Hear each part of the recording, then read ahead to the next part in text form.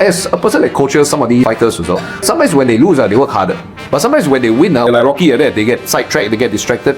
What do you see also, and how do you try to get them back? I think those who win, right, they forget why they started in the first place. And they will start to believe the hype. You know, when you are trying to reach that target, nobody really cares. When you're up there, everybody starts to notice you, they say how good you are. And then some of these youngsters, they don't know how to handle that sudden limelight. Because once they were nobody, then when they are somebody, then they forget how hard they have to work to get there. Even when, if me as a coach, I'm telling them, no, you have to work on this, you have to work on the footwork, you have to work on the basics. They will not listen because my boxing is a power puncher. He goes out, knocks 8 people out. And people telling him that, you know what, you're a knockout puncher, you've got a strong punch. But then me as a coach, I know it's not the power that brings him the win, it's the basics, the fundamentals. And then he starts to believe all these stories, all this hype, right? You can see the downfall already. Now, once people don't have the hunger to be the best, it's done.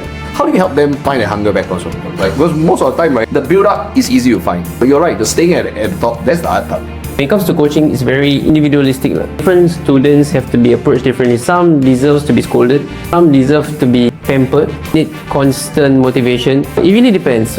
But whatever it is, like, I try to bring it back to why they started this in the first place. It's not about being at the top. I mean, it's nice being at the top, but to be honest, like, nobody really cares. You see, for example, Muhammad Ali, who's the greatest champion ever. Even you ask a boxing expert, who did Muhammad Ali win to get the title? Nobody really cares. Nobody really knows also. You have to remember again why you do it. You do it for your family, or you love the sport. That's why you just have the hunger to be the best. Based on their character, then I have to try to remind them again why they wanted to do this in the first place.